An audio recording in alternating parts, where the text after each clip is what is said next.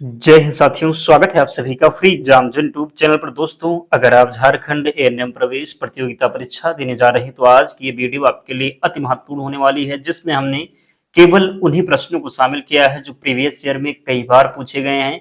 तो इन प्रश्नों को देख करके एग्जाम हॉल में जाना है, ताकि जब आपके एग्जाम में प्रश्न पूछा जाए तो आप गलत ना करें। तो चलिए आज के सेशन को प्रारंभ करते हैं। उससे पहले अगर आप चैनल पर नए हैं तो चैनल को सब्सक्राइब करके बेल आइकन को जरूर प्रेस कर लें। पहला शानदार प्रश्न आपके स्क्रीन पर है। पूछा गया है कि कोशिका का पावर हाउस किसे कहा जाता है? राइबोसोम, माइटोकॉन्ड्रिया, केंद्रक या फिर लाइसोसोम को? तो बात करेंगे कोशिका का पावर हाउस, तो माइटोकॉन्ड्रिया कोशिका में एटीपी के रूप में ऊर्जा उत्पादन का प्रमुख स्थान है, इसीलिए इसे कोशिका का पावर हाउस कहते हैं। तो राइट आंसर क्या हो जाएगा? कोशिका का पावर हाउस माइटोकॉन्ड्रिया को कहते हैं। गलती नहीं करेंगे, याद रखेंगे। कोशिका में आनुवंशिक पदार्थ मुख्यतः कहाँ पाया जाता है? तो कोशिका में आनुवंशिक पदार्थ पाया जाता है केंद्रक में। कहां पर? तो कोशिका में आनुवंशिक पदार्थ मुख्यतः कहाँ पाया जाता है? सही उत्तर हो जाएगा केंद्रक में। डीएनए का पूरा नाम क्या है? तो डीएनए का पूरा नाम हो जाएगा क्या? तो डाईऑक्सीराइबोन्यूक्लिक अम्ल हो जाएगा। गलती नहीं करेंगे, जरूर याद रखेंगे। अगला है क्या होगा? तो डीऑक्सीराइबोन्यूक्लिक अम्ल हो जाएगा। डीएनए का पूरा नाम क्या होगा? तो डीऑक्सीराइबोन्यूक्लिक अम्ल हो जाएगा। अगला है मानव शरीर में सामान्यतः गुणसूत्र की कुल संख्या कितनी होती है? मानव शरीर में सामान्यतः गुणसूत्रों की कुल संख्या कितनी होती है? तो ये 46 होती है। कितनी? तो 46 हो जाएगा राइट आंसर। अगर पूछा जाए तो कितने जोड़े, तो 23 जोड़े। कितने? तो 23 जोड़े हो जाएगा। और टोटल कितना? तो याद रखेंगे 46 हो जाएगा। अगला है शरीर की वृद्धि और विकास को नियंत्रित करने वाला प्रमुख हार्मोन कौन सा है? शरीर की वृद्धि और विकास को नियंत्रित करने वाला प्रमुख हार्मोन हो जाएगा ग्रोथ हार्मोन। क्या हो जाएगा? तो ग्रोथ हार्मोन हो जाएगा। पिट्यूटरी ग्रंथि को सामान्यतः किस नाम से जाना जाता है? पिट्यूटरी ग्रंथि को सामान्यतः मास्टर ग्रंथि के नाम से जानते हैं। किस नाम से जानते हैं? तो मास्टर ग्रंथि के नाम से जानते हैं। प्रश्न है, पूछा गया है कि इंसुलिन रक्त में किस पदार्थ का स्तर कम करने में सहायता करता है? इंसुलिन रक्त में किस पदार्थ का स्तर कम करने में सहायता करता है? तो क्या हो जाएगा? ग्लूकोज हो जाएगा। क्या? तो जब बात करेंगे किसकी, तो इंसुलिन की। इंसुलिन अग्न्याशय की बीटा कोशिकाओं से स्रावित होता है और रक्त में ग्लूकोज की कोशिकाओं में पहुंचाने में क्या करता है? तो ग्लूकोज को कोशिकाओं में पहुंचाने में सहायता करता है, जिससे रक्त ग्लूकोज कम होता है। तो सही उत्तर क्या हो जाएगा? ग्लूकोज हो जाएगा। रक्त में ग्लूकोज का स्तर बढ़ाने वाला अग्न्याशयी हार्मोन कौन सा? Insulin, glucagon, thyroxine, prolactin. तो रक्त में ग्लूकोज का स्तर बढ़ाने वाला अग्न्याशयी हार्मोन कौन सा है? कौन सा हो जाएगा? तो ये ग्लूकागोन हो जाएगा। क्या? तो ग्लूकागोन इसका राइट आंसर है।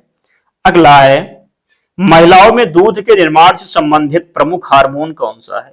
महिलाओं में दूध के निर्माण से संबंधित प्रमुख hormone oxytocin, prolactin, adrenaline, FSH होगा। तो महिलाओं में दूध के निर्माण से संबंधित प्रमुख हार्मोन, महिलाओं में दूध के निर्माण से संबंधित प्रमुख हार्मोन जो हो जाएगा ये प्रोलैक्टिन होगा। बात करेंगे प्रोलैक्टिन की तो याद रखेंगे क्या? तो प्रोलैक्टिन स्तन ग्रंथियों में दूध के निर्माण को बढ़ावा देने वाला प्रमुख हार्मोन है। 10 नंबर प्रश्न है कि स्तन से दूध के निष्कासन में कौन सा हार्मोन महत्वपूर्ण भूमिका निभाता है? ऑक्सीटोसिन, इंसुलिन, थायरॉक्सिन या फिर ग्लूकागॉन। तो क्या हो जाएगा कि स्तन से दूध के निष्कासन में कौन सा हार्मोन महत्वपूर्ण भूमिका निभाता है? राइट आंसर हो जाएगा ऑक्सीटोसिन। ऑक्सीटोसिन स्तन की दूध नलिकाओं के आसपास की कोशिकाओं के संकुचन द्वारा दूध के निष्कासन में सहायता करता है। तो राइट आंसर हो जाएगा ऑक्सीटोसिन। और इसकी पीडीएफ के लिए आपको टेलीग्राम चैनल से जुड़ना होगा। लिंक डिस्क्रिप्शन बॉक्स में है, या फिर आप जाएंगे टेलीग्राम पर और सर्च करेंगे फ्री एग्जाम जोन, चैनल आपको मिल जाएगा। ज्वाइन हो जाना, वहां पर आपको सारी पीडीएफ मिल जाएगी। और आप में से जिन साथियों ने अब तक वीडियो लाइक नहीं किया है, लाइक जरूर करें और चैनल निश्चित ही सब्सक्राइब करना याद रखिएगा, बहुत ही फायदा होगा। हूबहू प्रश्न एग्जाम में मिलेंगे। प्रश्न है कि पुरुषों में प्रमुख लैंगिक हार्मोन कौन सा है? पुरुषों में प्रमुख लैंगिक हार्मोन की बात करेंगे तो ये टेस्टोस्टेरोन हो जाएगा। टेस्टोस्टेरोन पुरुष का प्रमुख एंड्रोजन है या पुरुष जननांगों के विकास, शुक्राणु निर्माण और द्वितीयक लैंगिक लक्षणों में भूमिका निभाता है, तो टेस्टोस्टेरोन हो जाएगा। महिलाओं में प्रमुख लैंगिक हार्मोनों में से एक कौन सा है? तो महिलाओं में प्रमुख लैंगिक हार्मोनों में से एक क्या हो जाएगा? तो ये एस्ट्रोजन हो जाएगा। एस्ट्रोजन महिलाओं का प्रमुख लैंगिक हार्मोन है या महिला प्रजनन तंत्र, मासिक चक्र और द्वितीयक लैंगिक लक्षणों में महत्वपूर्ण भूमिका निभाता है। प्रश्न है कि शरीर की रोग प्रतिरोधक क्षमता में कौन सा विटामिन महत्वपूर्ण भूमिका निभाता है?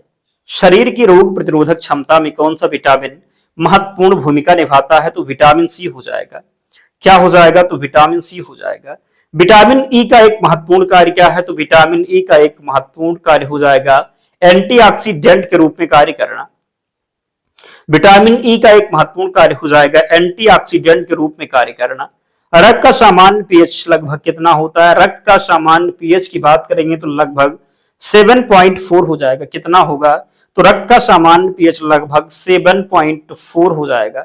अगला है, शरीर में जल एवं इलेक्ट्रोलाइट संतुलन में कौन सा खनिज महत्वपूर्ण है? सोडियम, आयोडीन, आयरन या फिर फ्लोराइड? तो शरीर में जल एवं इलेक्ट्रोलाइट संतुलन में कौन सा खनिज महत्वपूर्ण है? राइट आंसर हो जाएगा सोडियम। क्या हो जाएगा? तो सही उत्तर हो जाएगा सोडियम। सोडियम शरीर में द्रव संतुलन, रक्तचाप तथा तंत्रिका और मांसपेशियों के समान कार्य में महत्वपूर्ण भूमिका निभाता है। मांसपेशियों और तंत्रिका कार्यों के लिए कौन सा इलेक्ट्रोलाइट महत्वपूर्ण है? यह हो जाएगा पोटेशियम। मांसपेशियों और तंत्रिका कार्यों के लिए कौन सा इलेक्ट्रोलाइट महत्वपूर्ण है? तो पोटेशियम हो जाएगा। शरीर में ऑक्सीजन का उपयोग करके ऊर्जा निर्माण की प्रक्रिया मुख्यतः किस कोशिकांग में होती है? किस कोशिकांग में होती है? तो ये माइटोकॉन्ड्रिया में हो जाएगा। शरीर में ऑक्सीजन का उपयोग करके ऊर्जा निर्माण की प्रक्रिया मुख्यतः किस कोशिकांग में होती है? माइटोकॉन्ड्रिया। प्रोटीन का प्रमुख स्थान कौन सा कोशिकांग है? तो प्रोटीन का प्रमुख स्थान हो जाएगा राइबोसोम। क्या हो जाएगा? तो राइबोसोम होगा। कोशिका में पदार्थों के पैकेजिंग और स्राव में कौन सा कोशिकांग महत्वपूर्ण है? तो ये गोल्जी तंत्र हो जाएगा। कोशिका में पदार्थों की पैकेजिंग और स्राव में कौन सा कोशिकांग महत्वपूर्ण है? तो ये गोल्जी तंत्र होगा। मानव शरीर में सुनने और संतुलन से संबंधित प्रमुख अंग कौन सा है? तो मानव शरीर में सुनने और संतुलन से संबंधित प्रमुख अंग कौन सा है? तो ये कान हो जाएगा। क्या? तो कान होगा। आंख में प्रकाश को ग्रहण करने वाली परत कौन सी है? तो आंख में प्रकाश को ग्रहण करने वाली परत की बात करेंगे तो ये रेटिना हो जाएगा। आंख में प्रकाश को ग्रहण करने वाली परत कौन सी है? तो रेटिना होगा। आंख की पुतली के आकार को नियंत्रित करने वाला भाग कौन सा है? तो आंख की पुतली के आकार को नियंत्रित करने वाला भाग ये आइरिस हो जाएगा। आंख की पुतली के आकार को नियंत्रित करने वाला भाग कौन सा है? तो आइरिस हो जाएगा। गलती नहीं करेंगे। आइरिस पुतली के आकार को नियंत्रित करता है और आंख में प्रवेश करने वाले प्रकाश की मात्रा को नियंत्रित करने में सहायता करता है। अगला है, मानव शरीर में गंध पहचानने का प्रमुख अंग कौन सा है? ये तो आसान प्रश्न है, लेकिन एक आध प्रश्न ऐसा आपके एग्जाम में मिलना निश्चित है, इग्नोर नहीं करने का। त्वचा का प्रमुख कार्य क्या है? तो त्वचा का जो प्रमुख कार्य हो जाएगा शरीर की सुरक्षा और तापमान नियंत्रण। शरीर का सबसे बड़ा अंग कौन सा है? तो शरीर का सबसे बड़ा अंग हो जाएगा त्वचा। क्या हो जाएगा? तो त्वचा हो जाएगा। शरीर में लाल रक्त कोशिकाओं का निर्माण मुख्यतः कहाँ होता है? तो लाल रक्त कोशिकाओं का जो निर्माण होता है ये लाल अस्थि मज्जा हो जाएगा। क्या? तो अस्थि मज्जा में हो जाएगा। रक्त निर्माण को उत्तेजित करने वाला हार्मोन एरिथ्रोपोएटिन मुख्यतः किस अंग से संबंधित है? रक्त निर्माण को उत्तेजित करने वाला हार्मोन एरिथ्रोपोएटिन मुख्यतः किस अंग से संबंधित है? तो ये गुर्दे से संबंधित है। किससे संबंधित है? तो गुर्दे से संबंधित है। हीमोग्लोबिन का मुख्य कार्य क्या है? रक्त का थक्का बनाना, ऑक्सीजन का परिवहन करना, हार्मोन बनाना, पाचन करना।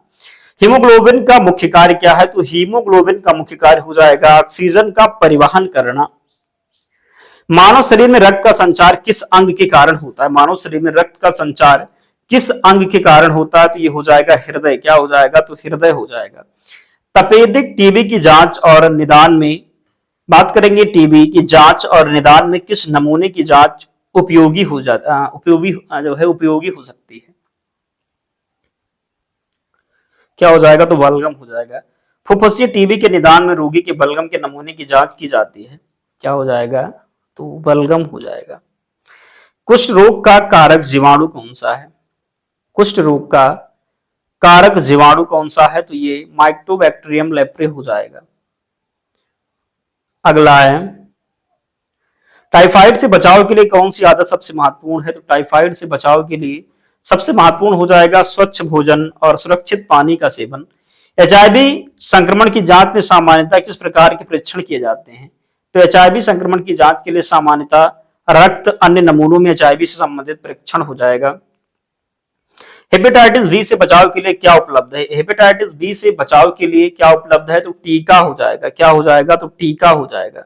रेबीज के संपर्क के बाद उचित चिकित्सा सलाह लेना क्यों आवश्यक है? क्यों? तो रेबीज के संपर्क के बाद उचित चिकित्सा सलाह लेना क्यों आवश्यक है? सही उत्तर हो जाएगा रोग गंभीर और लगभग हमेशा घातक हो सकता है जब लक्षण विकसित हो जाएं। दस्त से पीड़ित बच्चे में सबसे बड़ी तत्काल चिंता क्या हो सकती है? निर्जलीकरण होगा। और क्या हो सकता है? ओआरएस घोल तैयार करते समय पैकेट पर दिए निर्देशों का पालन क्यों आवश्यक है? क्यों आवश्यक है? तो सही उत्तर हो जाएगा सही पानी और लवण की मात्रा बनाए रखने के लिए।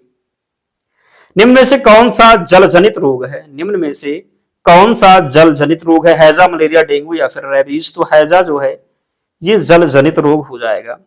अगला प्रश्न है, निम्न में से कौन सा वायु श्वसन मार्ग से फैलने वाला रोग है? तपेदिक, मलेरिया, डेंगू या फिर टेटनस? तो राइट आंसर हो जाएगा तपेदिक। क्या होगा? तो तपेदिक हो जाएगा। गर्भवती महिला में आयरन की कमी से मुख्यतः कौन सी समस्या हो सकती है? कौन सी समस्या? तो याद रखेंगे राइट आंसर हो जाएगा एनीमिया हो सकता है। क्या? तो एनीमिया होगा। गर्भावस्था में फोलिक एसिड का महत्व मुख्यतः किस कारण से है? गर्भावस्था में फोलिक एसिड का महत्व मुख्यतः किस कारण से है? राइट आंसर हो जाएगा भ्रूण के न्यूरल ट्यूब विकास में सहायता। प्रसव के बाद गर्भाशय के संकुचन में कौन सा हार्मोन महत्वपूर्ण है? कौन सा हार्मोन हो जाएगा? तो ये ऑक्सीटोसिन होगा। क्या? तो ऑक्सीटोसिन हो जाएगा। स्तनपान के दौरान मां को संतुलित आहार क्यों लेना चाहिए? स्तनपान के दौरान मां को संतुलित आहार क्यों लेना चाहिए?